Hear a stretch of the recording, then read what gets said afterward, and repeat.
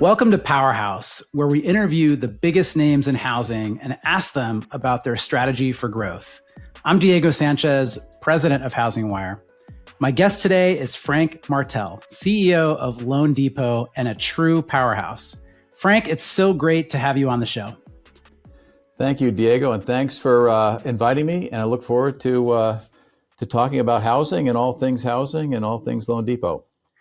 I've been looking forward to this conversation for over a week as I've been formulating our seed questions. And congratulations on loanDepot returning to profitability in Q3. How did you achieve this? Really through the power of the team we have here, 4,500 people working really their tails off in an incredibly difficult market. Really to focus on delivering the best value for our customers. So it really was a combination of better market volume in the third quarter. I think that touched a lot of the participants in the market. Our efficiency and our focus on Vision 2025, which we had in place since 2022, which is really about resetting the company for the market environment that we're currently in, becoming more efficient and really focusing on the customer. So those all combined to pop us up to profitability. And we've been on a steady march, Diego, over the last couple of years, reducing losses. So this was the final kind of milestone. Certainly the market continues to be challenging, so we continue to have to focus hard on delighting customers and continue to drive profitable revenue. But it was good to see that milestone and that marker of success happen for the company. Yeah, that must have felt really good for the entire team. And are you seeing that profitability continuing in Q4 and in 2025 to the extent that you can comment on that? I know you're a public company. Yeah, I think that question is probably best addressed in, I think, the overall macro of the market that we're looking at. As I think everybody knows, there was I think people were looking very positively at the market in Q3. I think that kind of evaporated coming into Q4. Obviously, our market, we have seasonality, so our Q4 and Q1 are typically a bit lower activity because of the holidays and weather and other factors, obviously. So, but I think we saw, a downshift in some of the externally available forecasts for market activity. And so, that's part and parcel of being in this market. You have to get the best information and guide the company according to what factors you're looking at. So clearly the market's a little tougher than we'd hoped, but I think the team has rallied to deliver the best possible outcome. And we'll see how the market unfolds in 2025. I think we have a good plan, and we're gonna execute hard. Yeah, it's been, like you said, it's been a road to getting back to profitability over a couple of years. Do you think of loanDepot as being back in growth mode where you're trying to win market share? I think this is a business where you have to try to I think, take profitable market share and grow according to. I'm a big believer. You have to have a couple year strategy and execute against the pillars of that strategy. So one of the most significant things actually in the third quarter was, the ability to say, look, we're more or less finished with our previous 3-year plan, which we talked about under the Vision 2025, and we're launching Project Northstar, which is really the strategic plan for the next couple of years, and that really speaks more. I think Vision 25 was a market reset-ish plan and getting all the foundational aspects of the company right.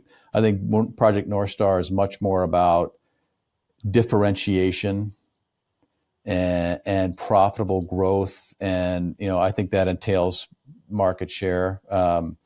We're not necessarily looking to be the biggest. I always tell everybody we're looking to be the best. And I think with that comes success and growth. And so we're not going to chase market share purely for market share purposes, because as you know, in this business, it's traditionally been a transactional. So your clock gets reset every morning, and you're in the market trying to gain customers. So we want to look at I think repeatable revenue growth that's profitable. And so that's really what the Project Northstar, which, has 5 pillars, of which, most of them speak to lifetime engagement with our customer base and helping them along that continuum of the journey. Because I think, when I look at market share, I want to have customers for life, because that life cycle of engagement creates a revenue stream that's much bigger than a single transaction. Yeah, Project Northstar really jumped out at me in your last quarterly update, and as you've talked about your return to profitability and retiring Vision 2025. At a high level, why was it important for you to replace a strategic plan, Vision 2025, with another strategic plan, Project Northstar? Yeah. I think that, when you do different iterations of your strategic plan, and it always has to be informed by the market realities that you're in. So I think the market has leveled off. 2022 when Vision 25 was created, was in free fall. Now we're in a, albeit low level of activity. The market is proceeding in a stable way. It hopefully will grow. I think the last couple of years we've seen just both on the purchase market side from a mortgage point of view and from a refinancing point of view have been pretty low. I mean, decades low volumes for different reasons. But as we look out to the future, I think you're going to see there's a lot of good things in the housing market. And there is household formation that happens all the time. There is people that move along with their lives. They have kids, they have life events. So that's going to stimulate more activity than we've seen. And so we want to capture that in a good way. I think the most important hallmark of Vision 2020, Project Northstar, is around looking at the customer differently. We want to move from a transactional relationship to really being a partner for the home ownership journey, which, is a lifelong journey and it's central to most people. And there's a lot of aspects to that journey that aren't the traditional, hey, I just get a purchase, I just get a loan and away I go and we forget about you. And, it's around how do you know us? How do we know you? How do we help you when there's life events, college graduations or, marriages or children or retirement, that we're there and able to help our customers journey. One thing that's very notable right now is, a lot of people have credit card debt and a lot of people have, liquidity challenges, either employment related or life related. But people have a lot of home equity. So can they use that in a winning way to help them with their needs? And we have products and services to do that. So we want to be the natural selection because they know us, they trust us. We have great loan officers, a couple thousand loan officers that really are engaging with their customers every single day. And we want to make sure they're trusted. They have the products and solutions to help. I think that's really the hallmark of Northstar. The other thing, of course, is how do you enable all that? You have to enable it through technology and through solutions that are repeatable and high quality. And that's something that to me is very exciting because intellectually, how do we reinvent the underwriting process? How do we make it more seamless and more efficient? And less painful in some cases for people to get through the process. A lot of paperwork, a lot of rules and regulations, a lot of people involved, obviously in lending money at the scale that we do. And so, but we can do better, I think, with technology and through customer relationship management, through low touch, no touch underwriting. And all of this that wasn't really possible from a technical enablement standpoint is becoming more and rapidly so. So we have a plan to get at that as well. Yeah, let's dig in more there because the technology piece is very interesting, and you have some tough competition, especially in my mind, with the servicers who are building up these big books of servicing rights and building technology, including integrating AI. into originating from those servicing books. So you talk about the full customer life cycle.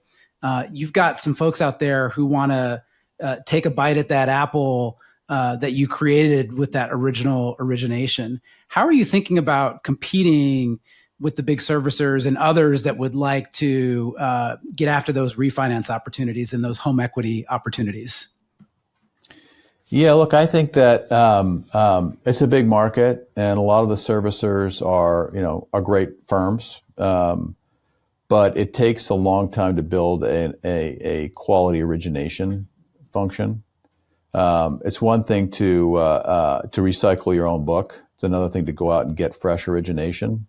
You can buy it through correspondent loans and some other things, but to actually have a loan officer platform that's engaging with customers, it's a complex undertaking. And we respect all of our competitors, to be honest with you, but having the focus that we have around origination and being in business for 15 years and having a lot of really already quality solutions that work well for our loan officers and our customers, it's a bit of a head start, and one that I think we can capitalize. We are a significant servicer as well. We have about 400,000 customers, so we're not small either.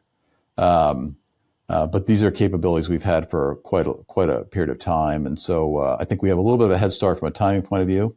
And look, I think we want to, as I said, we want to be the best at what we do. So I think where the battle's going to be won is, how do you engage with people? How do you understand what their challenges are, where they are in their life, and then how do you bring solutions to bear? And scale doesn't always help in that regard.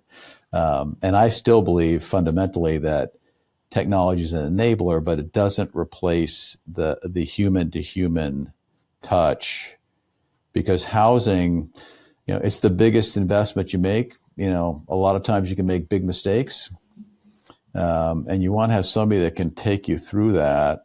And of course, we're seeing very diverse first-time homebuyer cohorts now. Some of that's, you have language challenges, you have other challenges that, so you want to be able to cater to all that so people understand exactly what they're doing, what the pitfalls are, what the opportunities are as they go through the transaction. I think that's ultimately going to be the right path for certainly for loanDepot, for market leadership and being profitable. That makes a ton of sense. We're big fans and proponents of that trusted advisor model.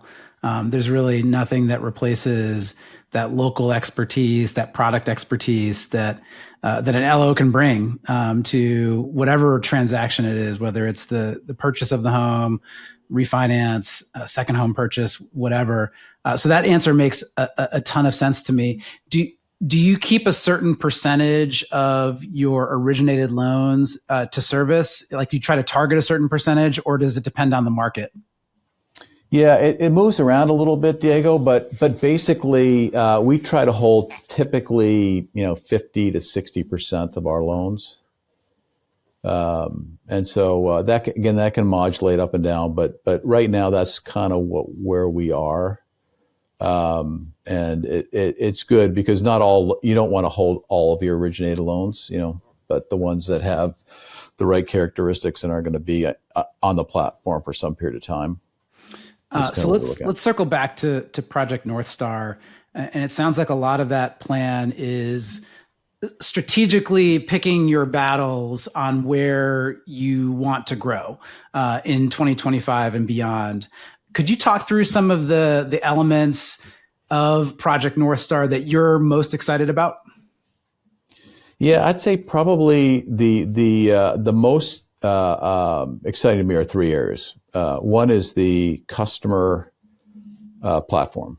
So we have a diverse customer base, and we have a tremendous amount of lead flow that comes into the company. We need a way to organize that inbound traffic and our existing customer base, and start to use technology around life events and recognizing, things like, and people talk about AI, but we had a meeting this morning talking about some of the avatar and some of the the solutions around kind of visual imagery and how that can impact. And so we want to build a platform that goes beyond the traditional Salesforce.com and the CRMs that people are used to a more of an engagement tool. Where we can again have every customer and plot them along a life cycle of their home ownership, so that we know who they are, a veteran, not a veteran, are they married, do they have kids, that kind of information that we can help to engage with people on an ongoing basis. You can't do that when you have millions of contacts, so on a purely human basis. So seeing what the art of the possible is there. I don't think we're going to do that all on our own. We're looking for partners that we think are best in class at different capabilities. So it's either document ingestion and quality management, and then with the pilot being the owner of those clients, typically the LO, but it could be somebody else. But they, at their fingertips, have a dashboard that they can use, and then they can have some of the less complex matters handled through more automated customer self-serve.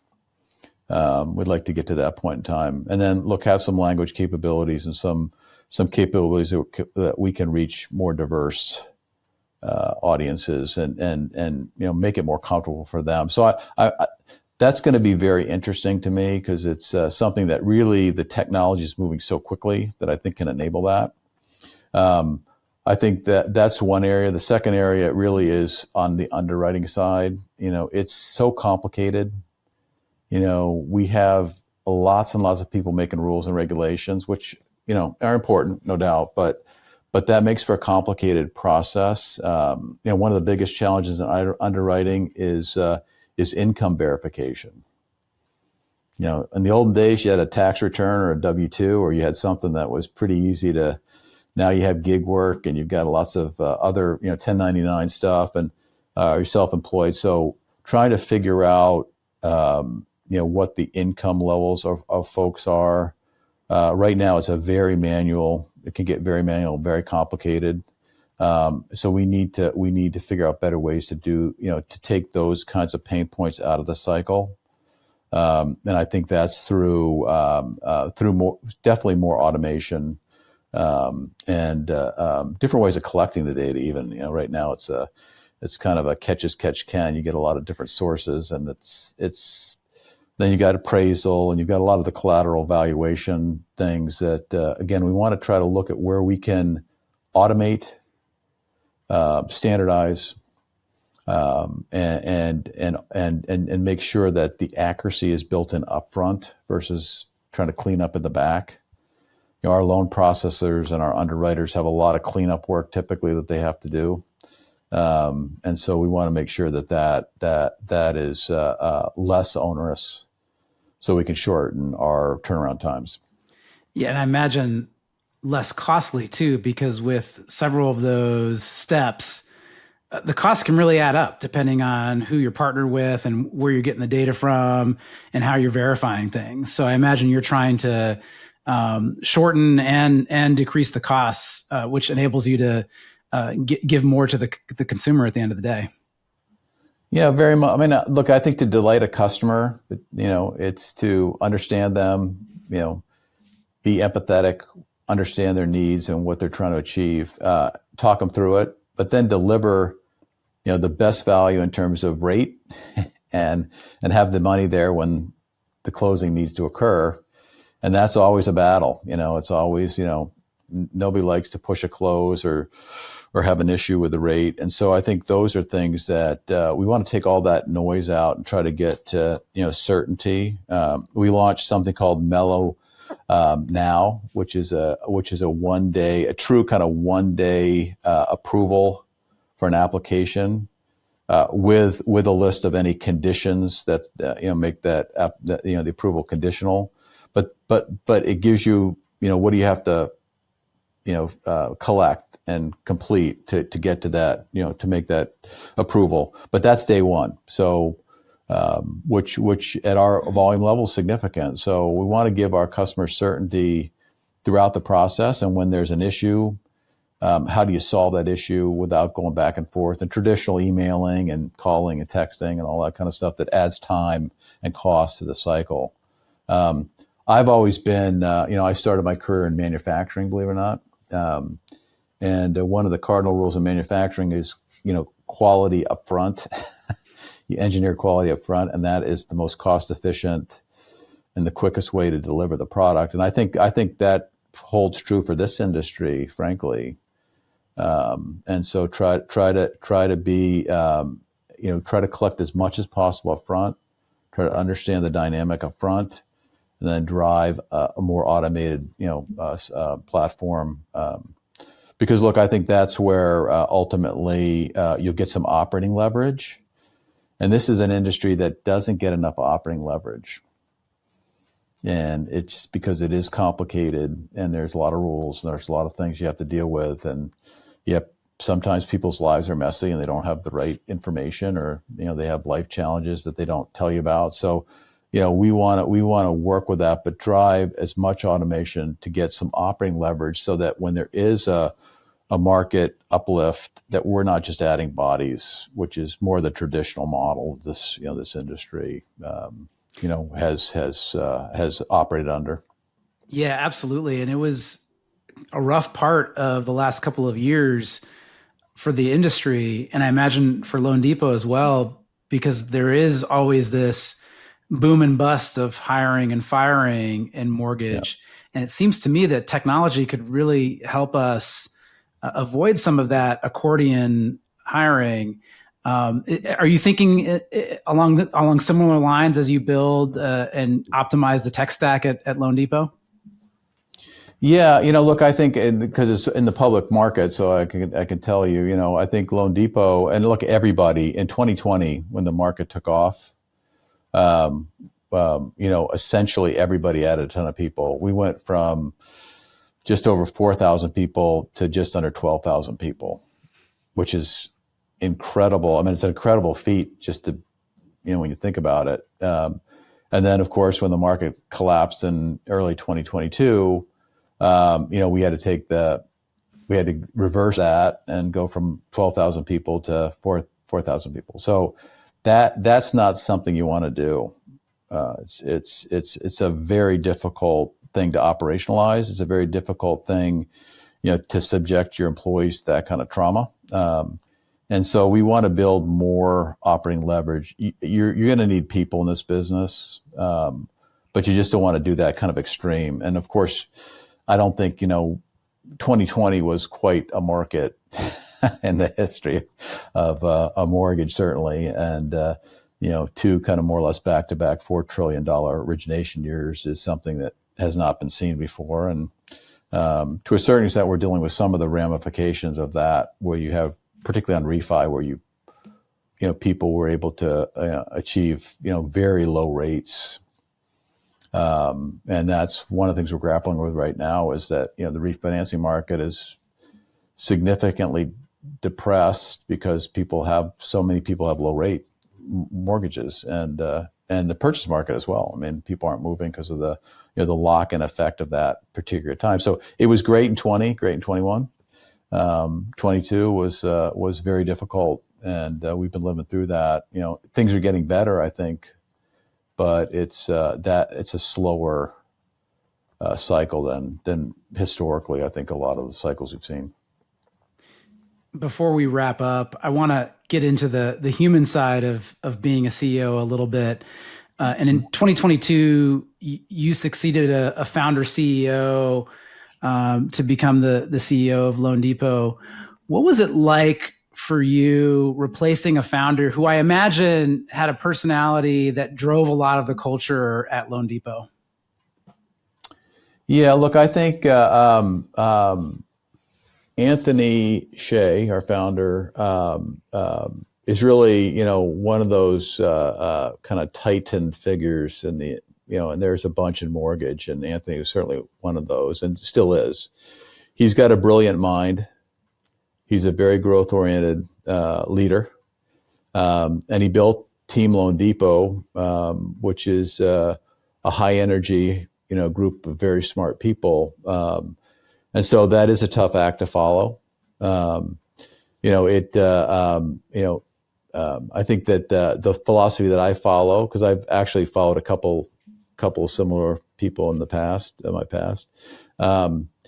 You have to look for how you interact, and kind of a yin and yang type interaction. And so Anthony and I actually have very, very kind of complementary skill sets. So from that point of view, from a leadership point of view, it was pretty seamless. And so I think that having him as the chairman of the board, we still collaborate very regularly. So I don't ever presuppose to be somebody like that, because that's everybody has to be their authentic selves here. But look, I think the culture that was built, we still have today. I think we have built.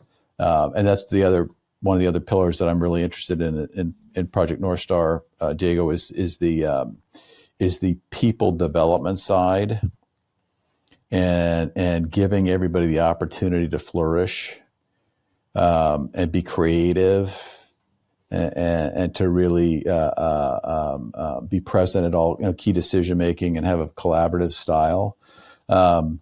Because the mortgage market and the housing market, anybody can read a newspaper and see all the change that's gone on, and all the regulation, and all of the different aspects of mortgage. And if you look, when I started in housing and mortgage, the banks were the big mortgage players, and there wasn't too many independent mortgage banks around, and now that's flipped. So the majority of the market is independent mortgage banks. That happened for a reason.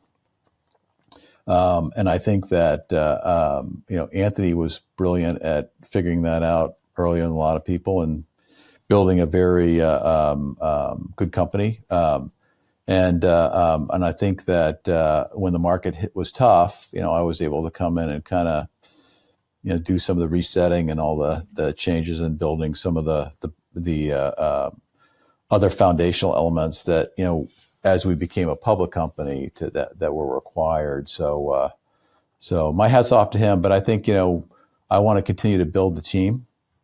And that's something that doesn't always happen in mortgage companies, where you have more of an academy training. I think I'm always proud that I've been involved with a lot of academy companies that develop tremendous employee bases and expertise and domain expertise. And I'm glad we have it here, and I want to take it to the next level. So that's going to be a big focus.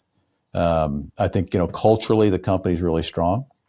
And we have went out and did a very comprehensive review in the middle of the challenging market with all of our employees. We got a 93% response rate, which is incredible. We had almost over 10,000 comments, subjective comments made about what we can do differently, or what's working well. And so that's been a great way. We took all that input and kind of updated our the typical mission, vision, and values statements that a lot of companies have, and rallied the employees, and that's been great to see that. Nobody's afraid to come up to me and talk to me in the hallway, and it's a very flat organization, really. So, and I think that's the right way to go. So we're going to unleash the power and energy of Team Loan Depot to enable the Northstar plan. I think we've got all of that capability, and now when the market's just kind of starting to creep back up a bit, it's the perfect time to implement a more growth-oriented plan. But as I said, I don't think being the biggest is really necessary, but I think being the best is what's going to win. And engaging our customers and delighting our customers, that's what's going to win. The market share will come, the growth will come, and the profit will come. And you need profit to reinvest, because it is a technical area and vertical. with a lot of changing regulations. So I think it's exciting. It's kind of exciting times. In a weird way, it's kind of exciting times. It's maybe a challenging market, but it's rewarding when you actually make money and you start to hit the milestones that you laid out. Yeah, and I imagine getting all that feedback and working with your team to figure out how you're going to improve the company together. That seems pretty exciting to me. Yeah. Well, it's good, and it's good when people feel open and feel free to give you the feedback, because there's lots of things that you can do better. Every company can do better, and AI is not going to replace people and process and workflow. So it's an undertaking, and so the more people and the more ideas you have, the better. In my experience, Frank, I really appreciate you for taking the time today to have this conversation with me. I thought it was really interesting and really illuminating about loanDepot and your strategy for growth. Well, Diego, thank you for actually inviting me, and really appreciate HousingWire and what a great job you guys do for the industry. You're important to us, and we appreciate the opportunity to come and talk to you today.